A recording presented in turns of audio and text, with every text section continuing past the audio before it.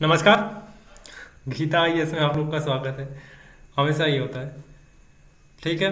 अभी तक हमने जो आज हम लोग की जो है 12 क्लास हो चुके हैं। ठीक है। हमने जो है इंटेंशन, पनिशमेंट, इन सबको moral, immoral, non moral action से जोड़ के सारी चीज़ें हमने देख ली है अभी तक। ठीक है। आज हम उसके आगे बढ़ेंगे। ठीक है। आज हम पढ़ेंगे एथनोसेंट्रिज्म, जीनोसेंट्रिज्म और कल्चरल रिलेटिविज्म। ठीक है। बहुत इंटरेस्टिंग ये कॉन्सेप्ट्स हैं। आपको समझ में आएगा तो आपको लगेगा कि अरे यार, इस तरीके इसमें दो बीमारियां हैं। एक तरीके से कह सकते हो कि एथनोसेंट्रिज्म जो है वो बीमारी है, जीनोसेंट्रिज्म भी बीमारी है। उसका जो इलाज है, उसका दवाई, वैक्सीन जो है कल्चरल कल्चरल रिलेटिविज्म जो है दवाई है। ठीक है। तो स्टार्ट करते हैं। हम पहला पढ़ेंगे। क्लास इधर उधर ना करते हुए सीधा फोकस करेंगे। देखिए, ये मैंने कलर निकाला, ड्रॉ निकाला। ये पढ़ने जा रहे हैं ethnocentrism. Ethnocentrism, I repeat, ethnocentrism पढ़ने जा रहे हैं। ठीक है। अब कुछ लोग बोलेंगे भैया हिंदी में बता दीजिए सर जी, हिंदी में बता दीजिए। तो उसका मतलब तीन चार ले लीजिए। जाति केंद्रिता, संस्कृति केंद्रिता या संस्कृति अहम भाव, इसका मतलब होता है। ठीक है। अर्थ हिंदी में तो एथनोसेंट्रिज्म याद रखिए, ज़्यादा बेटर होगा। और हिंदी में याद करने के लिए दो तीन इतनी सारी हैं, उसमें से जो भी पसंद हो आपको अपने मन पसंद का ले लीजिएगा। लेकिन जो एग्जामिनर जो इसका मीनिंग देगा आप वही यूज़ करिएगा एग्जाम के टाइम पे। ठीक है। तो एथनोसेंट्रिज्म वर्ड कहाँ से आया? एक जो है राइटर थे विलियम जी समनर। विलियम जी समनर राइटर थे। 1906 में एक किताब लिखी, फोकवेज। फोकवेज किताब में इस एथनोसेंट्रिज्म वर्ड का इस्तेमाल किया था। कॉन्सेप्ट भी बताया कि क्या था एथनोसेंट्रिज्म। ठीक है। अब इसका मतलब क्या होता है एथनोसेंट्रिज्म का? इसका मतलब ये होता है कि व्यक्ति, पर्सन या कोई समाज, सोसाइटी अपनी जाति, धर्म, संस्कृति या परंपरा को सर्वश्रेष्ठ मानता है और दूसरों की संस्कृति को निम्न, गलत समझता है। यही है एथनोसेंट्रिज्म। क्लिक हो गया? ठीक है। तो कोई ऐसा व्यक्ति आपको सुनने में मिल जाता होगा ना कि अरे हम ही हैं, बाकी सब तो पानी कम चाय है। समझ में आ गया? तो वो इसी चीज़, एथनोसेंट्रिज्म से ग्रसित आदमी है। चाहे व्यक्ति हो, चाहे समाज हो, या हो सकता है पूरा देश हो। इसमें सबसे अच्छा एग्जांपल, देश के लेवल पे एग्जांपल लेना चाहेंगे तो चाइना है। ठीक है। चाइना मानता क्या है? चाइना ये मानता है कि भगवान है सबसे टॉप पे, उसके बाद हम लोग हैं, बाकी सब सारे जितने भी देश है ना दीनहीन प्राणी हैं। समझ रहे हैं? पहले भगवान, फिर बीच में चाइना, उसके बाद बाकी सब दीनहीन प्राणी हैं। ठीक है। ये है एथनोसेंट्रिज्म का सबसे अच्छा एग्जाम्पल देश के लेवल पे। ठीक है। समाज के लेवल पे, सोसाइटी में आपने देखते होंगे बहुत से लोग तो हिंदू है हम, हिंदू सीता हमारा, हिंदू है हम कहते हैं ना, बाकी सब तो एकदम फालतू लोग हैं। उसी तरीके से और जो धर्म के लोग होते हैं, या मुसलमान काफिर लोग, और सब काफिर हैं, बाकी सब शुद्ध, हम ही मुसलमान हैं। ठीक है। ऐसा सुनने में आता होगा। और इतिहास में हमने ये भी पढ़ा कि ईसाइयत फैला रहे थे कि बाकी अरे ये सब फालतू लोग हैं, ईसाइयत दो इनको, तमीज़ सिखाओ इनको। तो वो अपने मूड में थे, सभी लोग अपने मूड में रहते थे। तो ये लोग क्या है, एथनोसेंट्रिज्म से ग्रसित लोग थे। ठीक है। जो इनको चलाने वाले लोग थे वो लोग ग्रसित थे इससे कि नहीं, बाकी हम ही सही, हम ही लोग ठीक है, बाकी सब तो एकदम दीनहीन प्राणी, बाकी बेकार लोग हैं। ठीक है। अपनी जाति, धर्म, संस्कृति या परंपरा यानी ट्रेडिशन को सर्वश्रेष्ठ मानते हैं ये लोग, और दूसरों की संस्कृति को निम्न, निम्न, दीनहीन, गलत समझते हैं। कहते हैं ये तो फालतू लोग हैं। ठीक है। यही है एथनोसेंट्रिज्म। इसमें भी आपके दिमाग में आ रहा होगा जाति, धर्म, संस्कृति। तो पहले वर्ड आप संस्कृति समझ लीजिए कि संस्कृति, कल्चर क्या होता है। एक एग्जांपल लेते हैं। मान लीजिए कल्चर एक बड़ा सा टंकी है, टंकी टैंक है। ठीक है। अब उसमें जो है जाति वाला एक जाति का पानी डालता है। ठीक है। एक मतलब एक समझ लीजिए एक सूटकेस है, उसके अंदर जो है बहुत सारे बिस्किट रखे हुए हैं। मान लीजिए कोई पार्ले जी का बिस्किट है, ब्रिटानिया का बिस्किट है, हर तरीके का बिस्किट रखा हुआ है। तो वो जो सूटकेस है वो कल्चर है, और उसके अंदर जो बिस्किट वगैरह बहुत सारे वैरायटी के रखे हुए हैं ना, वो जाति, धर्म, परंपरा, वो सारी चीज़ें रखी हुई है। तो जो कल्चर वाला पार्ट है उसका एरिया, उसका एक ब्रॉड एरिया है। ठीक है। कल्चर में सब कुछ आ जाएगा, आपकी जाति, धर्म, खान पान, रहन सहन, बोल चाल, सब। समझ में आया? वो होता कल्चर। तो कुछ लोग होते हैं ना, मेरी जाति, मेरी धर्म, मेरा कल्चर, मेरा परंपरा ही सही है, बाकी सब तो झंडू लाल हैं, ऐसे मिलते होंगे। ये एथनोसेंट्रिज्म है। ठीक है, एक एग्जाम्पल और ले लेते हैं, एक एग्जाम्पल से समझेंगे कहानी के रूप में। दो गांव थे, ठीक है, दो गांव। एक था, सूरजपुर गांव का नाम, एक गांव का नाम था सूरजपुर, दूसरे गांव का नाम था चंदनपुर। ये एग्जाम्पल जो मैं ले रहा हूँ पूरा हाइपोथेटिकल है, कोई जीवित मृत से कोई लेना देना इसका है नहीं। ठीक है, सूरजपुर और एक है चंदनपुर। सूरजपुर के लोग हमेशा जो है धोती कुर्ता पहनते थे। सूरजपुर के लोग हमेशा धोती कुर्ता पहनते थे, मिट्टी के घरों में रहते थे और हर पूजा में हवन करते थे। आई रिपीट, हर पूजा में हवन करते थे। ठीक है, एक दिन क्या हुआ कि चंदरपुर के लोग जो है सूरजपुर आए, ठीक है, पूजा पाठ के लिए आए। तो चंदरपुर के जो लोग थे ना, वो उनका कपड़ा का पहनावा था, जीन्स और शर्ट पहनते थे वो चंदरपुर के लोग, और सूरजपुर के लोग जो है धोती कपड़ा पहनते थे। तो जब पूजा शुरू हुआ तो मैंने बताया ना, सूरजपुर के लोग हवन करते थे और चंदरपुर के लोग पूजा में जो है हवन नहीं करते थे, वो अगरबत्ती जलाते थे। ठीक है, तो वहाँ उनको देख के चंदनपुर वाले को, तो सूरजपुर के जो बुजुर्ग थे वो कह रहे हैं, इन लोगों को तो कुछ नहीं आता, ये हमारी तरह पूजा नहीं करते, न संस्कार है न तहजीब है, हमारी संस्कृति ही सबसे उत्तम है। ऐसे बुजुर्गों को सुनते हुए बोलते होंगे ना, अरे यार ये क्या लोग हैं, हम ही लोग तो बढ़िया है, सब बाकी सब पानी कम चाय। ठीक है, तो यही सोच जो है एथनोसेंट्रिज्म है, जो बुजुर्गों ने कहा ना, इन लोगों को तो कुछ आता नहीं है, ये हमारी तरह पूजा नहीं करते, ना संस्कार है ना तहजीब है, हमारी संस्कृति सबसे उत्तम है। तो ये एथनोसेंट्रिज्म है, ऐसे सोच। लेकिन इस कहानी में एक मोड़ आ जाता है। ठीक है, क्या होता है कि सूरजपुर का एक जो बुजुर्ग रहता है वो बीमार हो जाता है। तो जो चंदनपुर के लड़के रहते हैं उस बीमार बुजुर्ग को लेकर अस्पताल भागते हैं, उसकी पूजा मतलब उसकी सेवा करते हैं। उसको खून की कमी होती है तो उस बुजुर्ग को खून भी देते हैं। तो जो सूरजपुर का जो बुजुर्ग था और वहाँ के जो रहने वाले थे सूरजपुर, उनको एहसास हो गया कि संस्कार सिर्फ पहनावे पूजा से नहीं आती है, व्यवहार और दयालुता से होता है। ठीक है, संस्कार जो है ये दिखावा करने से नहीं आता है, दयालुता, अच्छा व्यवहार, ये सारी चीज़ें मायने रखती हैं। उनके दिमाग में आया है। ठीक है, कह सकते हैं उनका हृदय परिवर्तन हो गया वो एथनोसेंट्रिज्म से ऊपर उठ गए। आपको एथनोसेंट्रिज्म समझ में आया कि क्या होता है? मेन यही समझाना था कि एथनोसेंट्रिज्म क्या होता है। ठीक है, समझ में आ गया।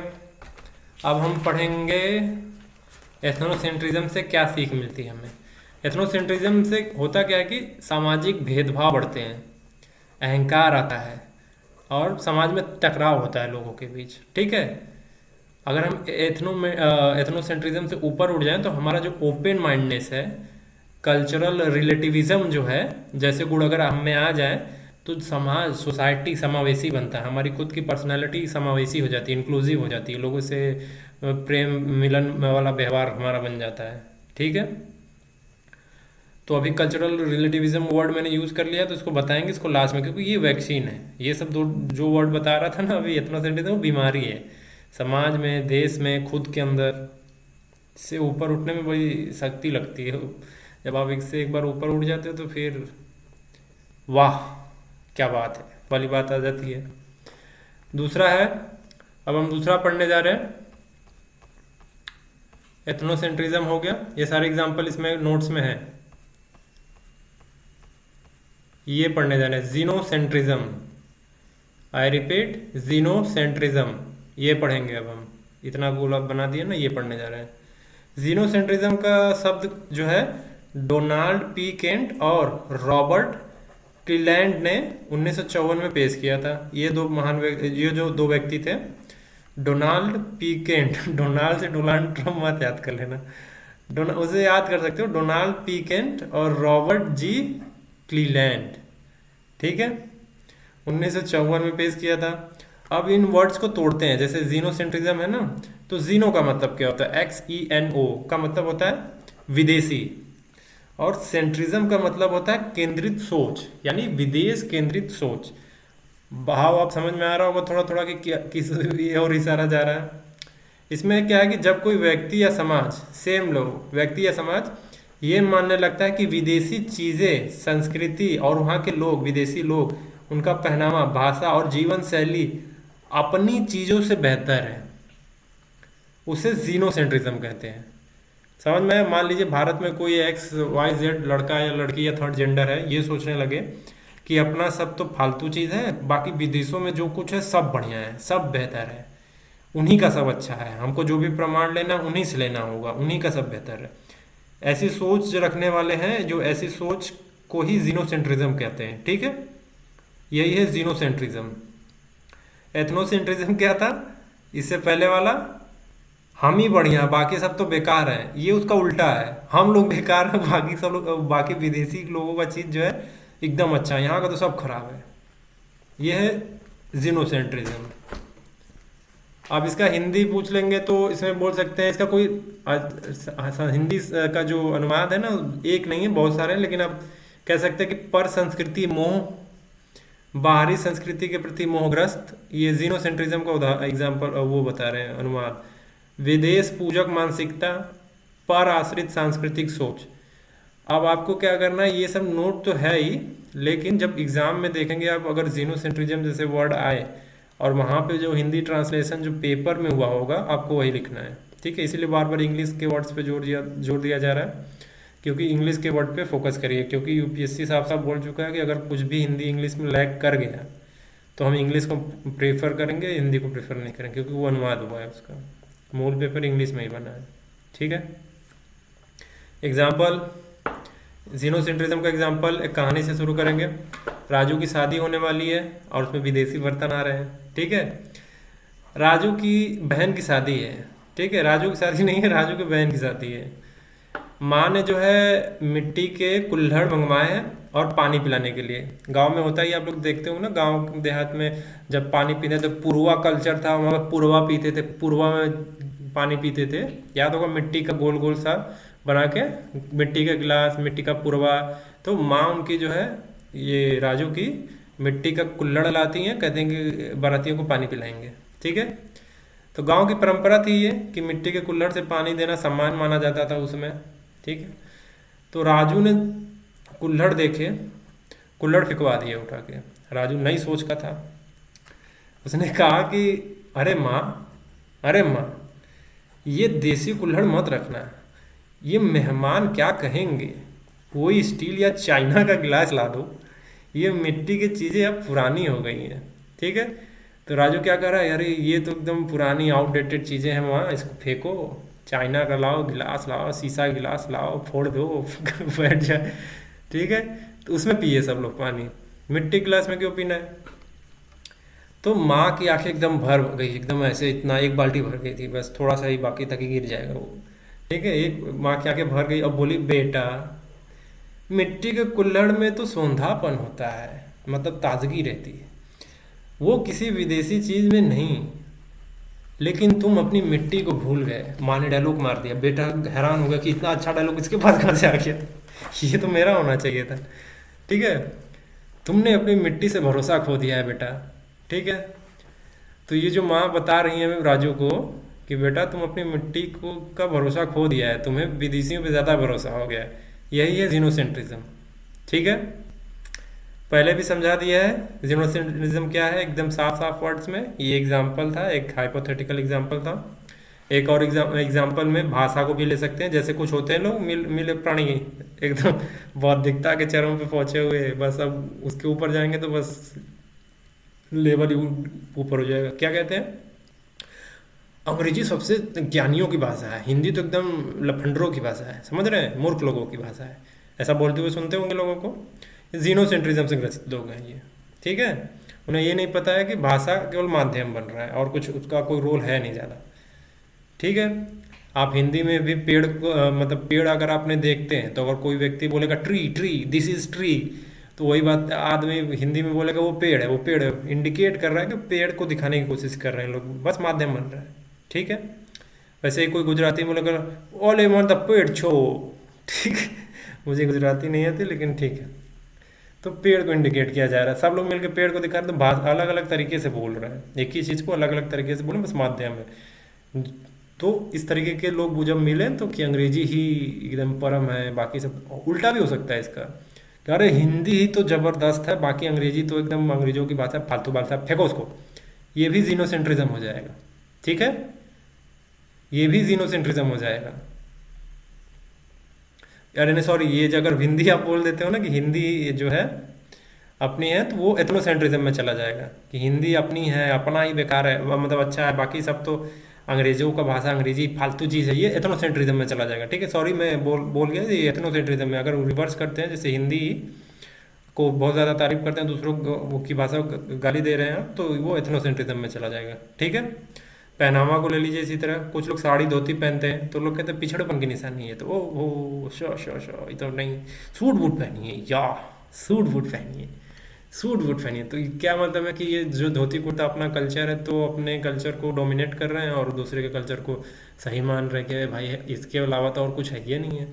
तो वो जीनोसेंट्रिज्म लोग हैं। खान पान, बर्गर खाएगा, पिज्ज़ा खाइएगा, बर्गर पिज़्ज़ा खाने वाले लोग बर्गर पिज़्ज़ा खाएंगे, उठते मुंह में बर्गर जाना चाहिए, बर्गर खाना चाहिए, बर्गर। दाल चावल तो कौन खाता है दाल चावल, अपने लोग क्या है दाल चावल पे निगलेक्ट कर रहे हैं, बर्गर पिज़्ज़ा खा रहे हैं, बर्गर पिज़्ज़ा। तो ये खान पान में भी जीनोसेंट्रिज्म है। ठीक है, ऐसे तरह हर चीज़ में जीनोसेंट्रिज्म वाले लोग मिल जाएंगे। ठीक है, तो सीख क्या मिल रही है हमको यहाँ पे जीनोसेंट्रिज्म से? मतलब ये हमें अपनी पहचान से दूर करता है। ठीक है, कहने का मतलब ये है कि जीनोसेंट्रिज्म जो है अपनी मूल आइडेंटिटी जो है उससे हमें दूर कर देता है। बिहारी शुड बी बिहारी, आपने प्रकाश राज का इंटरव्यू देखा होगा सर का, उन्होंने बोला था कि Bihari should be Bihari, Gujarati should be Gujarati, Tamilian should be Tamilian. ठीक है, मतलब गुजराती को गुजराती रहना चाहिए, बिहारी को बिहारी, उनका वो मूल पहचान है, उनको छोड़ना नहीं चाहिए। ठीक है, तो अपनी पहचान को बना के रखना है, छोड़ना नहीं है। ठीक है, कुछ लोग अपनी पहचान को छोड़ने की कोशिश करते हैं, हम तो बेकार लोग हैं, तो जीनोसेंट्रिज्म लोग हैं। ठीक है, ये अपनी पहचान से दूर करता है जीनोसेंट्रिज्म हमें। ये सोच जो है जीनोसेंट्रिज्म हमें हमारे अंदर हीन भावना, संस्कृति की आत्महीनता और अंधानुकरण को जन्म दे देता है। ठीक, और इसी के खिलाफ जो है एक अभियान सुना होगा, वोकल फॉर लोकल, आत्मनिर्भर, वोकल फॉर लोकल आत्मनिर्भर। ये जीनोसेंट्रिज्म माइंडसेट के लोगों के विरुद्ध है, समझ लीजिए एक अभियान है कि अगर ऐसा कोई सोचता है कि हमारे पास कुछ है नहीं, हमारा बेकार है, तो ये जो वोकल फॉर लोकल है, ये आत्मनिर्भर जो अभियान है, ये अपने लोगों के लिए है कि हमारी भी चीज़ें हैं भाई। ठीक है, जीआई टैग वगैरह देना, ये चीज़ हमारी मूल पहचान है, इसको छोड़ना नहीं है। पराडा चप्पल का जो कॉन्फ्लिक्ट हुआ था, पराडा जो कंपनी थी एक, उसने कोल्हापुरी चप्पल को लगा 100 रुपये में हमारे यहाँ बेचता है, वहाँ पे वो लाखों में बेच रहा है, तो उसके क्लेम किया गया कि आप तो हमारी चीज़ों को अपना कह के बेच रहे हैं, तो हमने उस पर जोर दिया। तो ये जीनोसेंट्रिज्म जैसी सोच को के खिलाफ डट कर खड़ा है, आत्मनिर्भर, वोकल फॉर लोकल, ये सारी चीज़ें। ठीक है, लिख सकते हैं ये एग्जाम्पल, ऐसे ही आपको एग्जाम्पल दिमाग खुला रखना पड़ेगा, जब तक ये कॉन्सेप्ट आपके दिमाग में क्लियर नहीं होगा, दिमाग के ढक्कन खुलेंगे नहीं, दिमाग के ढक्कन खुले रहेंगे तो कोई भी चीज़ दिखेगा आप एग्जाम्पल बना लेंगे। ठीक है, एग्जाम्पल बनाना इसमें बहुत आसान है, लेकिन थोड़ा असली लगे। कबीरदास का जी का एक लाइन है ना कि बुरा जो देखन में चला, बुरा न मिलिया कोई, जो दिल खो जा अपना, बुरा न मुझसे कोई। ठीक है, तो इसमें क्या है कि पहले खुद को अपनाओ, पहले खुद को अपनाओ, अपनी मिट्टी को समझो, अपनी देश को समझो, तभी दुनिया को समझ पाओगे। ये कबीरदास का जो ये लाइन है, ये जीनोसेंट्रिज्म के खिलाफ है, मतलब सॉरी, जीनोसेंट्रिज्म को काउंटर करता है कि बुरा जो देखन में चला, बुरा ना मिलिया कोई, जो मन खो जा अपना, मुझसे बुरा ना कोई। ठीक है, सीधा सीधा बोल रहे हैं कि अपने आप को पहले पहचानो, अपने देश को जानो, अच्छे से समझो, फिर उसके बाद बोलो। अब हम पढ़ेंगे तीसरा, जीनोसेंट्रिज्म समझ में आ गया? आज क्लास लंबी नहीं हो गया, 30 मिनट में ख़त्म हो जाएगा। अब हम पढ़ेंगे जीनोसेंट्रिज्म, सॉरी कल्चरल, ये कल्चरल रिलेटिविज्म। ठीक है, अभी बोला था ना, ये दोनों दोनों बीमारी थी, ये वैक्सीन है। कल्चरल रिलेटिविज्म एक वैक्सीन है सबको ठीक करने का। ठीक है, ये क्या कहता है? पहले तो ये जान लीजिए, इसका हिंदी मतलब सांस्कृतिक सापेक्षवाद है, सामने लिखा हुआ है। कॉन्सेप्ट, जो ये कॉन्सेप्ट है वो फ्रांस बोआज 20वीं सदी की शुरुआत में पेश किया था। फ्रेंच बोआज एक एंथ्रोपोलॉजिस्ट थे। ठीक है, इनको जनक माना जाता है एंथ्रोपोलॉजी का। जो एंथ्रोपोलॉजी जिनका ऑप्शनल होगा वो जानते होंगे इनके बारे में। फ्रेंच बोआज जो है उन्होंने एंथ्रोपोलॉजी के जनक है, उन्होंने ही कल्चरल रिलेटिविज्म पेश किया था। ठीक है, मतलब क्या है इसका? इसका सीधा सा मतलब है कि किसी भी संस्कृति को उसकी सोच, मतलब उस संस्कृति की सोच, रीति रिवाज, परिस्थितियों के अनुसार समझना। ठीक है, इसे ही कल्चरल रिलेटिविज्म कहते हैं। ठीक है, मान लीजिए किसी विदेशी की संस्कृति है और हमारी भारतीय संस्कृति है। ठीक है, अब भारतीय संस्कृति के व्यक्ति उठ के जज कर दिया उसको, हम ही लोग बढ़िया हैं, बाकी सब तो फालतू है, तो ये एथनोसेंट्रिज्म वाले हो गए। ठीक है, इन्हीं से कोई एक और खड़ा होकर अरे अपना तो बेकार है, उन्हीं का बढ़िया है, तो ये जीनोसेंट्रिज्म वाले हो जाएंगे। लेकिन एक और व्यक्ति खड़ा होगा बीच में, ठीक है, फिर वो बोलेगा नहीं भाई, अपना अपना है, उनका उनका है, हमें उनकी संस्कृति को उनके अकॉर्डिंग समझना पड़ेगा कि वो क्या सोचते हैं, वो क्या समझते हैं, उनकी संस्कृति कैसी है, उनके हिसाब से हमें समझना पड़ेगा। ठीक है, हम थोप नहीं सकते किसी के ऊपर कोई चीज़। ठीक है, ये है कल्चरल रिलेटिविज्म वाला माइंडसेट। और प्रशासनिक सेवा अधिकारी बनने के राह में आपका माइंडसेट कल्चरल रिलेटिविज्म में ही होना चाहिए, ना कि जीनोसेंट्रिज्म, ना कि एथ्रोसेंट्रिज्म के पास होना चाहिए। खोपड़ी आपका कह सकते हैं ना, ये पेन है, एक छोर पे है जीनोसेंट्रिज्म, एक छोर पे है एथनोसेंट्रिज्म, और जो बीच में जो उंगली दिख रही है दोनों पकड़ा हुआ है वो है कल्चरल रिलेटिविज्म। आपको बीच में रहना है, सबको साथ लेके चलना है, तो बैलेंस इज मोर इम्पोर्टेंट। ठीक है, तो कल्चरल रिलेटिविज्म क्या है, समझ में आ गया? किसी की संस्कृति है, मान लीजिए विदेशियों की संस्कृति, तो हमें उनके माइंड सेट से, मान लो उन्होंने चश्मा पहना है विदेशी वाला कल्चर का, हमें उनके आंख से वो चश्मा निकाल के अपने आंख में लगा लेना है, उनके चश्मे के अकॉर्डिंग उनकी संस्कृति को देखना, उनका चश्मा लगा के उनकी संस्कृति को देखना, समझना। ठीक है, यह है कल्चरल रिलेटिविज्म। अगर कोई हमारी संस्कृति को समझना चाहता है तो हम अपना चश्मा निकाल के उसके आंखों में पहना देंगे, कहेंगे कि हमारी नज़र से देखो हमारी संस्कृति को, पहले बुरा बोलने से पहले हमारी संस्कृति को हमारी नज़र से देखो, ये लो हमारा वाला चश्मा पहन लो, भारतीय संस्कृति चश्मा। तो वो पहनेंगे, फिर देख के समझेंगे कि अच्छा अच्छा इनका कल्चर ऐसे है, ये ऐसे खाते हैं, ये ऐसे पीते हैं, साफ़ सफाई का कल्चर इनका इस तरीके का है, हमारा साफ सफाई का कल्चर अलग है, सबका अपना अपना है। ठीक है, अगर कोई भी यहाँ का व्यक्ति वहाँ का समझना चाहेगा तो वो अपना चश्मा पहना देगा, कहेगा लो भाई भारतीय संस्कृति विदेशी संस्कृति का चश्मा पहनो और ढंग से समझो हमको पहले। ठीक, किसी को जज नहीं करेंगे, तुलना उलना नहीं करेंगे, बस समझने की कोशिश करेंगे कि उनकी कल्चर, सबका अपना अपना कल्चर होता है। ठीक है, आपने स्वदेश मूवी देखी होगी। स्वदेश मूवी में जब देखते हैं आप, जब बिजली उजली बनवा देता है शाहरुख खान, तो जो एक जगह समारोह हो रहा होता है, धोती कुर्ता पहन के बैठा रहता है 15 अगस्त के दिन, स्वतंत्रता दिवस के दिन, तो वहाँ पे बूढ़े बुजुर्ग जो है बहस कर रहे होते कि अरे यार वहाँ की संस्कृति एकदम फालतू है, आप तो वहाँ रहे हैं ना, शाहरुख खान जी बताइए, मतलब उनका नाम जो उसमें जो भी रहे, तो शाहरुख खान बोलता है कि उनकी संस्कृति उनकी संस्कृति है, हमारी संस्कृति हमारी संस्कृति है, हमें कोई हक नहीं है कि हम उनकी संस्कृति को कुछ गलत बोले, न उनको कोई हक है कि हमारी संस्कृति के बारे में कुछ उल्टा सीधा बात करें। ठीक है, उस वहाँ पे कल्चरल रिलेटिविज्म आ रहा था उस फिल्म के सीन में।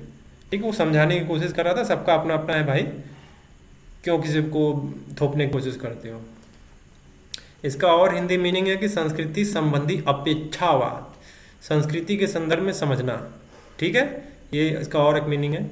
एक लाइन में और बोल देते हो, हर संस्कृति को उसकी अपनी परिस्थितियों, मान्यताओं और रीति रिवाजों के संदर्भ में समझना चाहिए, न कि अपनी संस्कृति के नज़रिए से जज कर लेना चाहिए। ठीक है, अभी बोला मैंने ना कि जज नहीं करना किसी को, उनकी अपनी है, तुम्हारा सब छोड़ के अपने ऊपर ले लो ना। मान लो तुमको कोई चीज़ पसंद है खाने पीने में, मान लो तुम्हें चिकन पसंद है, और कोई आकर तुमको कहेगा नहीं चिकन नहीं खाना, चिकन नहीं खाना, तुमको हम बोल दिए ना, हम बोल दिए ना, नहीं खाना नहीं खाना, आपको क्या आएगा, गुस्सा आने लगेगा, कहेंगे इसको फोड़ ही देते हैं तो। ठीक है, वैसे ही आप उठ के चले जाइए किसी और को, मान लीजिए शाकाहार है, शाकाहारी है, और खा लो मुर्गा खाओ, मुर्गा खाओ, नहीं खाओ मुंह फोड़ देंगे तुम्हारा, वो कहेगा तुम फोड़ोगे तुमको चीर देंगे, इस मूड में आ जाएगा। ठीक है, तो सबका अपना अपना, एक शाकाहारी तो शाकाहारी सूट भी शाकाहारी, मांसाहारी सूट भी मांसाहारी, किसी को ब्लेम मत करो भाई, किसी को मत बोलो, उनका अपना है। उसी तरह कल्चर पे ले लो, अगर आप जाके अपना कल्चर थोपने लगोगे क्रोध में आ जाएंगे, है ऐसा कैसे, हमारा अपना है तुम्हारा अपना है, तुम अपना अपना रखो हम अपना अपना रखेंगे। ठीक है, तो डाइकोटमी के जो बताया था ना स्टार्टिंग क्लास में, डाइकोटमी के शिकार लोग कि कैसा होना चाहिए, हर चीज़ को एक से छोर दूसरे छोर पे रख के ही देखना, अच्छा अच्छा तो बुरा बुरा, ये नहीं चलेगा भाई, बैलेंस चाहिए।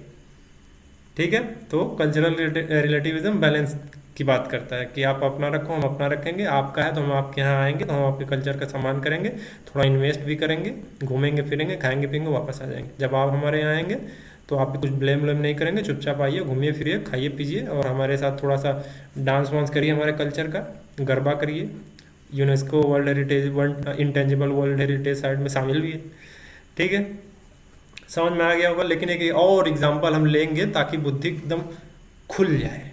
ठीक है, रमेश, मान लीजिए एक रमेश नाम का व्यक्ति है, दिल्ली में रहता है।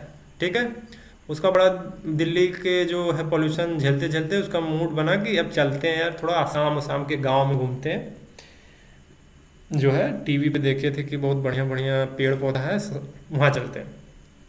तो एक महीने के लिए वो आसाम चला गया रमेश। ठीक है, तो रमेश ने वहाँ देखा कि गांव के लोग जो है रोज चावल मछली खा रहे हैं, बहुत सारे सब्जियां भी खा रहे हैं उसके साथ, और अक्सर हाथ से खाते हैं। हम लोग तो हाथ से नहीं खाते, हम लोग तो चम्मच से खाते हैं। ठीक है, तो असम के लोग हाथ से खा रहे हैं, मछली चावल खा रहे हैं, सब्जी खा रहे हैं, डेली यही सब खान पान चल रहा है उनका। तो रमेश के लिए सब बिल्कुल नया था, वो देख के कह रहा है यार क्या है। ठीक है ना, तो रमेश शुरुआत में सोचने लगा कि ये लोग बहुत ही अजीब है यार, मेरे शहर की तरह साफ सफाई नहीं रखते, और खाना खाने तक का तरीका भी अलग है इनका, ना साफ सफाई मेंटेन कर रहे हैं हमारी तरह, क्या है ये। ठीक है, तो रमेश ने जो है गांव वालों से बातचीत की, धीरे धीरे जो समझा कि यहाँ के रीति रिवाज को समझा, तो एहसास हुआ कि ये उनकी संस्कृति का हिस्सा है। ठीक है, ये उनके कल्चर का हिस्सा है, जिसमें साफ सफाई का अलग तरीका है। खाना खाना जो हाथ से खा रहे हैं ना, उसमें प्यार और सम्मान जो है जताया जाता है। जो हाथ से खाने का मतलब है उसमें प्यार और सम्मान जताया जा रहा है, और उनके साफ सफाई रखने का तरीका अलग है। ठीक है, फिर रमेश ने अपनी सोच बदल ली और उस संस्कृति को उसके संदर्भ में स्वीकार किया। क्या हुआ, उसका हृदय परिवर्तन हो गया। पहले कैसे हुआ, वो लोगों से मिला, बातचीत की, वहाँ रहा, देखा, तब उसको समझ में आया कि यार इनका कल्चर अलग है, मेरा कल्चर अलग है, यहाँ के कल्चर को हमें यहाँ के नज़रिए से देखना होगा। हम अपना चश्मा पहन के घूम रहे हैं और जज करते फिर है ये तो बेकार है, ये तो बेकार है। तो अपना चश्मा उतार, फिर वो क्या हुआ कि अपना चश्मा उतारा, फिर उन लोगों का चश्मा दिया, कहा हाय डूड अपना चश्मा दो। तो अपना चश्मा, संस्कृति वाला चश्मा पहनाए उसको असम का, तब उसको देखा हाँ ये हुआ, जागरूकता आ गई मेरे अंदर। अब मुझे समझ में आया कि ये बेहतर है, कल्चरल रिलेटिविज्म ये है, हमें आपकी संस्कृति के हिसाब से समझना होगा। ठीक है, यहाँ सीख क्या है, सीखने जैसा क्या है यहाँ पे, कि दूसरों का सम्मान करना सिखाती है। कल्चरल रिलेटिविज्म दूसरों का सम्मान, रिस्पेक्ट करना सिखाती है, और संस्कृति जो कल्चर जो टाई होती है ना, टकराव होते हैं, वो नहीं होता इसमें। ठीक है, नोट करने वाली बात क्या है कि हर संस्कृति की अपनी खासियत होती है, और वजह भी होती है कि क्यों है वो कल्चर डेवलप कैसे हुई है, उसका अलग अलग कारण है। जब हम ये समझकर सम्मान करते हैं तब समाज में शांति और मेलजोल बढ़ता है। ठीक है, जब हम ये समझ लेते हैं कि हर कल्चर का अपना एक अहमियत है, जैसे हम इकोसिस्टम में समझते हैं ना कि हर प्राणी जो जीव है धरती पे, उसका कोई ना कोई रोल है। फूड चेन आप लोग इन्वायरमेंट में पढ़ते ही होंगे ना कि अगर फूड चेन में से अगर एक स्पीसीज को हटा दिया जाए तो पूरा फूड चेन डिस्टर्ब हो जाएगा। मान लीजिए गिद्ध पूरे गायब हो गए धरती से, तो जो ये ऊपर इतने उनको नेचुरल स्कैवेंजर्स बोला जाता है, नगर निगम सफाई करने वाले, अगर उनको हटा दिया जाए, पूरे गिद्ध मर जाएं, तो ये जो बड़े बड़े कट के जो 100 पड़े रहते हैं धरती पे, उसे तो पड़े ही रह जाएंगे, बदबू करेंगे, बीमारियां फैलाएंगे। जैसे अभी सुप्रीम कोर्ट का फैसला था कि कुत्तों को हटाओ, सबसे बेकार फैसला था वो।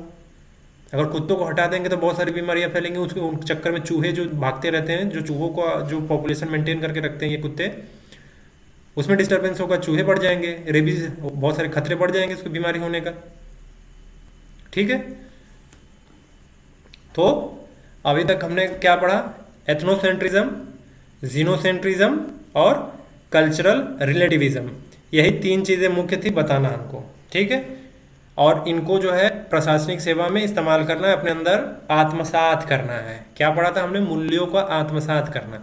तो जीनोसेंट्रिज्म को आपको आत्मसात करना पड़ेगा, सॉरी आत्मसात नहीं, उसको हटाना पड़ेगा। आपके अंदर का जो जीनोसेंट्रिज्म है, एथनोसेंट्रिज्म है, उसको हटाइए और अपने अंदर जो है कल्चरल रिलेटिविज्म अपनाइए। यही आपका वैक्सीन था आज का। अगर आज ये वैक्सीन लग गया अच्छे से, जीनोसेंट्रिज्म समझ में आ गया हो तो उसको फेंकिए, एथनोसेंट्रिज्म आपके अंदर आ गया हो तो उसको भी निकालने की कोशिश करिए बाय हैबिट, आदत बार बार प्रैक्टिस करने से। बताया था कि बार बार एक्शन करने से कंडक्ट बनता है और जब वही हैबिट बन जाएगा आपका एक दिन, तो कल्चरल रिलेटिविज्म का इंजेक्शन लगा के और उसको हैबिट करिए डेली, अपने जो आपका सोच बोल रहा है उसके विपरीत जाके लड़ जाइए, तब जाके आपका जो पर्सनैलिटी है वो कल्चरल रिलेटिविज्म के लिए तैयार होगा। तब आप एक ग्लोबल सिटीजन बनने की राह पे हो जाएंगे। ठीक है, ग्लोबल सिटीजन का मतलब क्या, वो किसी एक बाउंड्री से बंधा नहीं होता, एक जाति से बंधा नहीं होता, एक धर्म से बंधा नहीं होता।